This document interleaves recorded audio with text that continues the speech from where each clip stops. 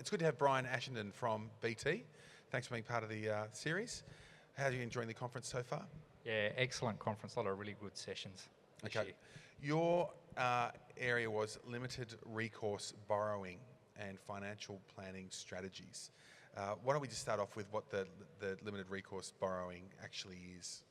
Yeah, so the limited recourse borrowing arrangements are something that came into place back in 2007, and it's really a legislative change that confirms a superannuation fund can actually borrow to invest. Yeah. But there are restrictive rules around it, and the major one, which is where the limited recourse part comes in, is that if for whatever reason the fund defaulted on the loan, the lender, in terms of the money that a member has invested inside super, the only money that the lender can actually attack or get recourse against is what was the asset purchased with those borrowed funds. Okay, and that hasn't changed? No, that hasn't changed at all. Okay, and there's a fair bit of noise around the area, isn't there? Because it's just ruining the whole housing market for everybody. I mean, that's the noise. That is what the noise says, that too many funds are borrowing. Well, I'm sure everything that comes out in the media is true. But I think really what you look at the numbers when it talks about how much money is in self-managed super fund borrowings, and it's not a lot. At the end of the day, it went up about 8% in the last 12 months, but total money inside self-managed super went up 16%. So it's not a huge increase in terms of how much is going in there. All right, but given there is a fair bit of noise around it, is there an issue that needs to be addressed? Yeah, look, I think the major issue is that for anyone that's looking at doing limited recourse borrowing arrangements, there's a number of things that you need to tick off.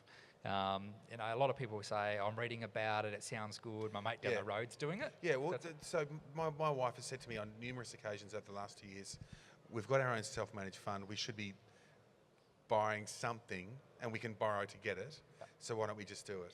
And I just look at it blankly. I don't know, but I know it sounded like a good idea 2 years ago when the prices were lower and now they're higher. It feels like we've missed it. But I also don't think it's a necessarily easy thing to do.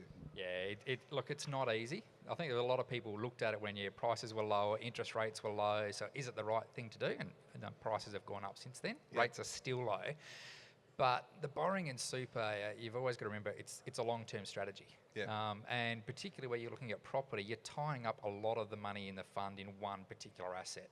So you've always got to work out what if the market doesn't increase at the same rate. And I think when you just look at property, whether it's in a fund or not, you've always got the rental expenses, maintenance costs, everything like that. So the returns aren't necessarily great. It's really, what are you actually looking to achieve at the end of the day? Okay, so why would someone put property, borrow to have a place in their investment, in their portfolio? Why would they do it if it's not such a good idea?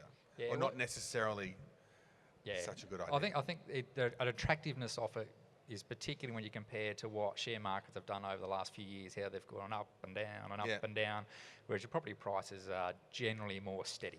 Okay. They may not be as high in the up times, but you generally don't have the same level of downturn. So, Australians love property, and to be able to do it inside a self-managed super fund, people think that's a really great attractive option. Okay, and as a planning strategy, should we be doing something that we just love because we love barbecues, but we're not buying barbecues, you know what I mean? Yeah, no, I don't think it's certainly not a one-size-fits-all sort of strategy. There are a lot of things that people need to look at. So you need to get lawyers involved. Yep. You need to have trust deeds set up so the asset's held correctly. You need to speak to the lenders because lenders have different rules and different things that they look at before they'll approve a loan. The last thing you want to do is go, we're going to do this is really great, and go to the lender and they just say, sorry, we're not going to lend you the money. So there's a lot of work and it takes a lot of time to get this in place. Rightio. So I guess the great advice is don't just jump in, do the homework, get the advice. Yeah, absolutely. Do the homework and get advice. And it's advice from a financial planner. It's an advice, you have the legal side involved.